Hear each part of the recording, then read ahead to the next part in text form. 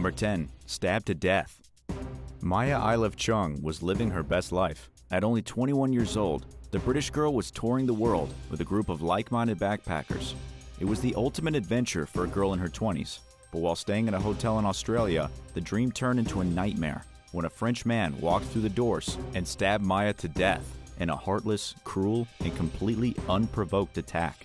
Before her life was cut short, Maya had traveled to exotic destinations like Indonesia, Turkey, Morocco, and India. Yet despite traveling to places that some might consider unsafe, it was in Australia, in a hostel filled with young adventurers, where Maya met her end. Of course, it was not Maya's fault. It was Smail Ayad's fault, the 29-year-old French national who went berserk at the backpackers' hostel in Home Hill, Queensland. Nobody knows exactly what happened with this guy, but the local police did say he was smoking marijuana before the incident. Then during the attack, he was singing the national anthem of France. He also shouted Allahu Akbar at one point, though there's nothing to suggest a terrorist attack. In this case, people close to the incident believe Ayad was obsessed with Maya. He was also jealous that she didn't like him back. So, in a fit of rage, he walked into the room where Maya was laying in her bunk, grabbed her by the hair, and stabbed her to death. He also went outside and chased the hostel's dog, stabbing it to death as well before the police arrived and subdued him. Number 9. Hostel Cannibal. Hostel owner Mandy Miles was shocked when one of her guests turned out to be a cannibal. Mandy couldn't believe her eyes when she witnessed Matthew Williams, a 34-year-old guy who looked completely ordinary, leaning over the woman whom he had just tried to eat. The victim was 22-year-old Saris Yem, and she was lying in a pool of her own blood when Mary walked in on the ghoulish scene. According to her statement, she was shocked and frightened and didn't know what to do. Matthew kept his head down, didn't look at her, and almost seemed as if he was waiting for her to leave. She managed to mutter, "Do you know what you're doing to that girl?" And he replied, "That's no girl." At this point, it was pretty obvious William was a lunatic. Mandy closed the door and then held the knob tightly so he couldn't escape. She quickly phoned the police and waited for them to arrive. A single female officer was the first to arrive on the scene. She needed to zap Williams with a taser to subdue him, but somehow, the shot from the taser actually killed him. But just what in the world happened that caused all this bloodshed? And in a small Welsh town, no less. There is still no answer. According to The Guardian, the hostel was being used to house single homeless men. There have also been claims that Williams was a paranoid schizophrenic.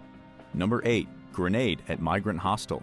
At a migrant asylum hostel in Germany, a grenade was thrown through the window. Amazingly, the grenade didn't explode.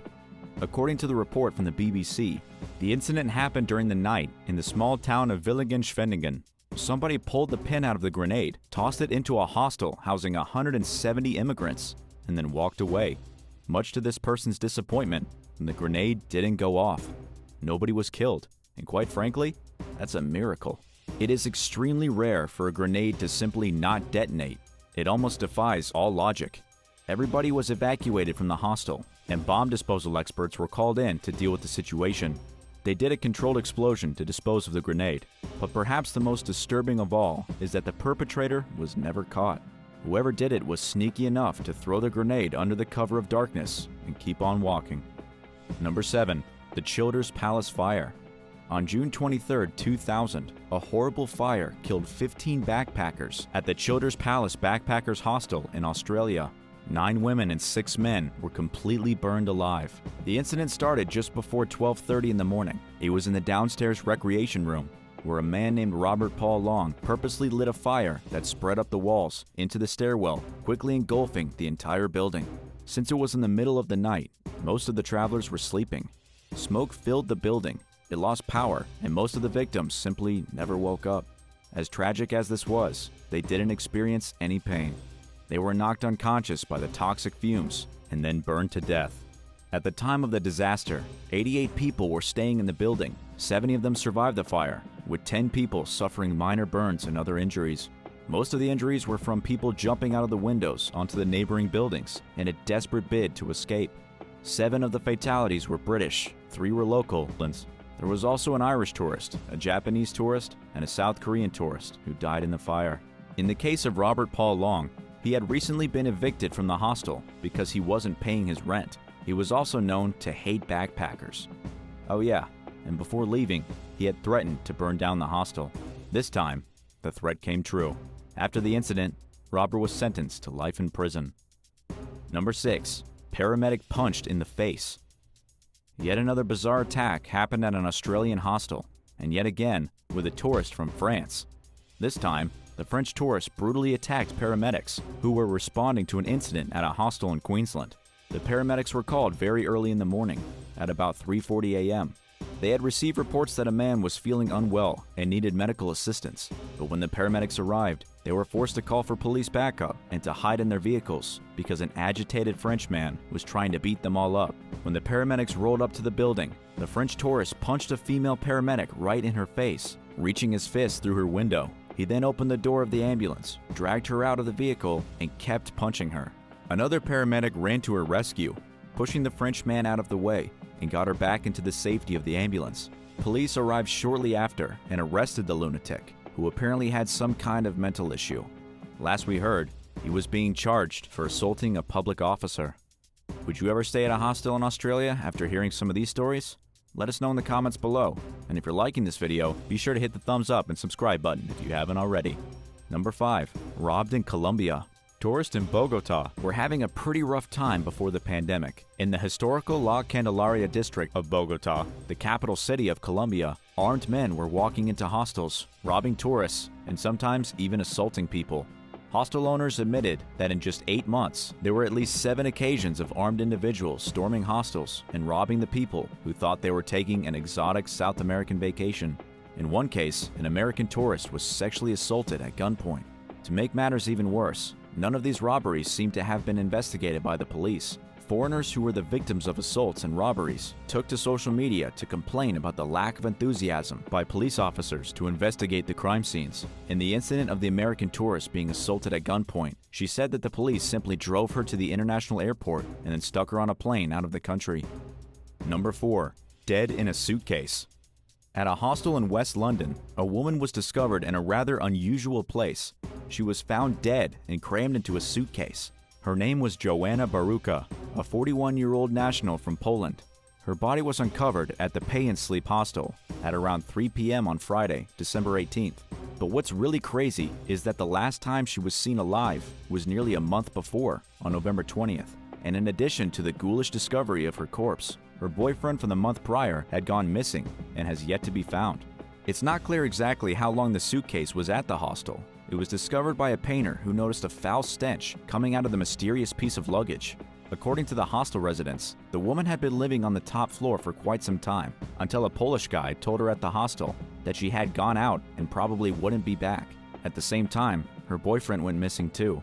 The case heated up in January when police launched an international manhunt for the man they believe murdered the unfortunate girl.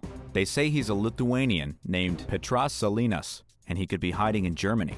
All these months later, though, they still haven't found him, and no official motive for the murder has been given. Number 3. Nightly kidnapping. A British backpacker traveling around Australia was kidnapped by another person staying at her hostel.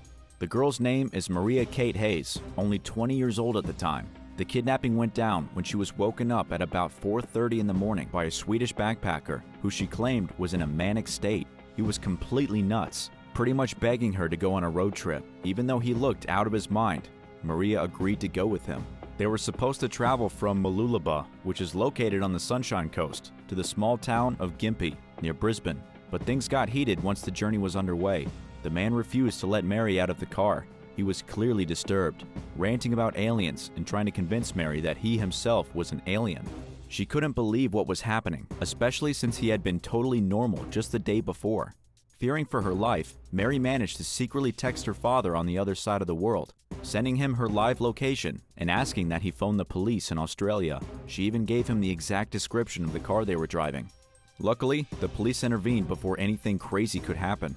The man was taken away and likely sent to a mental hospital. As for Mary, she kept on with her travels, though she was a little more careful about who she got into the car with.